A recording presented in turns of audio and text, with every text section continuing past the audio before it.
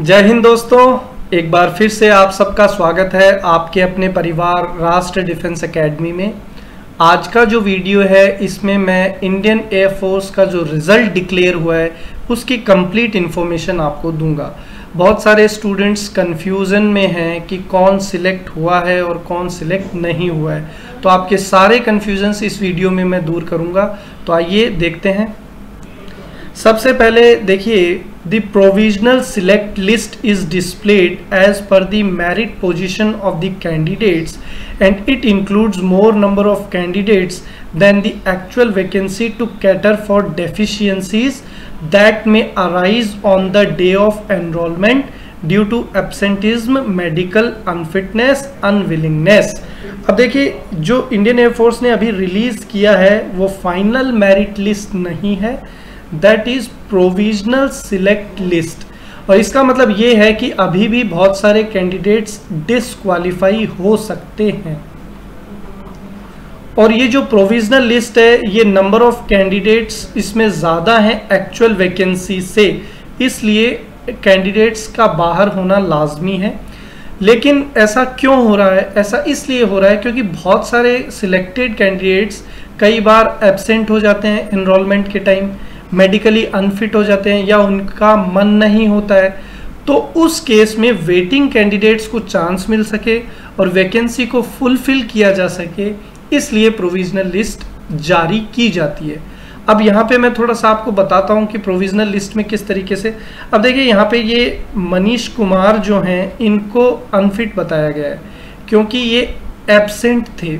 तो हालांकि हो सकता है इन्होंने रिटन एग्ज़ाम मेडिकल वगैरह क्वालिफाई कर लिया है, लेकिन किसी एक इवेंट में ये अब्सेंट रहे होंगे, इसलिए इनको वहाँ से डिसक्वालीफाई किया गया है। इसी तरीके से आगे आप देख सकते हैं, देखिए महेंद्र सिंह भाटी हैं, इनको अनफिट किया गया है। तो इसलिए यहाँ पे जो वेटिंग कैंडिडेट्स हैं उनके लिए चांस बन सकता है। थोड़ा आगे बढ़ते हैं। Candidates whose names appear in provisional select list PSL are not guaranteed enrollment। देखिए, जो PSL में आए हैं ऐसा नहीं बोल सकते कि वो 100% सिलेक्ट होंगे, क्योंकि यहाँ पे कई बार किसी टर्म्स पे वो डिसक्वालीफाई भी हो सकते हैं। तो जब तक फाइनल मेरिट लिस्ट नहीं आ जाती आप नहीं बोल सकते कि जो कैंडिडेट्स इसमें आ चुके हैं PSL में वो फाइनली ज्वाइन करेंगे। Candidates whose names do not appear in provisional select list although have pass the selection test denotes that they are low in merit. बहुत सारे ऐसे स्टूडेंट्स हैं जिन्होंने टेस्ट वगैरह क्वालिफाई कर लिए थे लेकिन वो PSL तक नहीं पहुंच पाए क्योंकि कहीं ना कहीं वो उन स्टूडेंट्स से पीछे रह गए थे जो मेरिट लिस्ट में उनसे आगे थे। तो इसलिए बहुत सारे कैंडिडेट्स सब कुछ पास करने के बाद में भी पिछड़ गए। आगे देखो, enrolment will be strictly as per the merit position subject to. अब देखिए, जो भी एनरोलमेंट होगा फाइनल सिलेक्शन होगा। एनरोलमेंट को आप फाइनल सिलेक्शन से समझ सकते हैं कि जो भी फाइनल सिलेक्शन होगा वो मेरिट पे बेस्ड होगा। और मेरिट जो है वो किन आधारों पे बनेगी वो मैं आपको समझा देता हूँ। अवेलेबिलिटी ऑफ वैकेंसी, कि इंडियन एयरफोर्स के पास वैकेंसी कितनी है उसी पे मेरिट डिज़ाइन की जाएगी। मेडिकल फिटनेस, कि जो कैंडिडेट है वो मेडिकली फिट है या नहीं। Not exceeding the upper age limit for enrolment that is 21 years. देखिए, ये एक इम्पॉर्टेंट चीज़ है जो मैं आपको समझा देता हूँ कि बहुत सारे स्टूडेंट्स हैं जो अप्लाई कर रहे थे तब 21 से पीछे थे, लेकिन जब फाइनली एनरोल करने का टाइम आया तो वो 21 को एक्सीड कर गए हैं, तो उनको फिर चांस नहीं मिलेगा, वो डिसक्वालीफाई हो सकते हैं। Except for education instructors, musician, trades and serving NS। देखिए, इसमें एज में 3 कैटेगरी को रिलैक्सेशन है, एजुकेशन इंस्ट्रक्टर्स को, म्यूजिशियंस को, और जो वहाँ पे नॉर्मल नर्सिंग स्टाफ है जो सर्व कर रहा है, तो इनको वो फिर भी रख सकते हैं, बाकियों को नहीं रखा जाएगा। Validity of provisional select list, PSL की वैलिडिटी है, ठीक है, वो भी कारगर होगी एनरोलमेंट में। आइए आगे चलते हैं। Candidates figuring in one or more PSLs published on the same date will be called for enrolment in only one group trade as per the requirement of Indian Air Force. This is also very important. बहुत सारे ऐसे students हैं जिन्होंने X group भी qualify कर लिया है और वाई ग्रुप भी क्वालिफाई कर लिया। जिनको नहीं पता मैं उनको बता देता हूँ, एयरफोर्स जो है वो दो तरीके से सिलेक्शन लेता है, एक्स और वाई ग्रुप में। तो जो कैंडिडेट एक्स ग्रुप और वाई ग्रुप दोनों में सिलेक्ट हो चुके हैं उनके लिए क्या होगा वो मैं आपको यहाँ बताता हूँ। President CASB reserves the right to allocate any group or trade to candidate appearing more than one PSL published on same date। तो वो स्टूडेंट्स जो X और Y दोनों में सिलेक्ट हुए हैं उन्हें केवल एक ही ट्रेड ज्वाइन करने को मिलेगा और वो डिसाइड किया जाएगा प्रेसिडेंट के द्वारा। जो इंडियन एयरफोर्स ने प्रेसिडेंट नियुक्त किया है सिलेक्शन बोर्ड का, वही ये डिसाइड करेगा कि जिस कैंडिडेट ने दोनों ग्रुप्स क्वालिफाई किए हैं वो कौन से ग्रुप को ज्वाइन करेगा। If a candidate absents or expresses unwillingness to join Indian Air Force in the trade or group in which he is called for enrollment, his candidature will get automatically cancelled for all existing PSLs। This is also very important। वो candidate जो Indian air force के order को नहीं मानेगा या उनके द्वारा decide किए गए ट्रेड में नहीं जाएगा, उसका कैंडिडेटर कैंसिल कर दिया जाएगा। वो ना तो एक्स में ज्वाइन कर पाएगा ना ही वाई में ज्वाइन कर पाएगा। आगे देखते हैं। Candidates can apply for selection any number of times if they meet.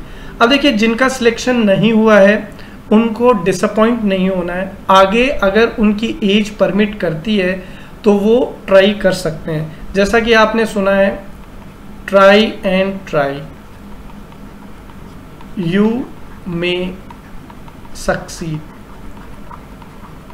तो वही वाली बात है, जिनका सिलेक्शन नहीं हुआ है उनको हार नहीं माननी है, नेवर गिव अप, और उनको दोबारा ट्राई करना, और वो दोबारा ट्राई कर सकते हैं। इंडियन एयरफोर्स ऐसा बोल रहा है अगर उनकी एज परमिट करती है। Requisite qualifications with pass percentage वही है कि आपका पासिंग परसेंटेज जो एयरफोर्स ने मांगा है उतना होना चाहिए। Within the permissible age limits, age जो पब्लिश हुई है नोटिफिकेशन में उस एज क्राइटेरिया में अगर आप हैं तो आप अप्लाई कर सकते हैं।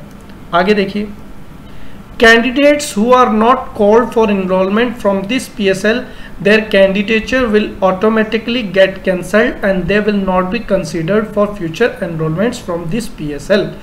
जो लोग इस PSL से फाइनल मेरिट लिस्ट में नहीं जाते हैं या जो PSL में नहीं आए हैं वो ऑटोमेटिकली डिसक्वालीफाई हो चुके हैं।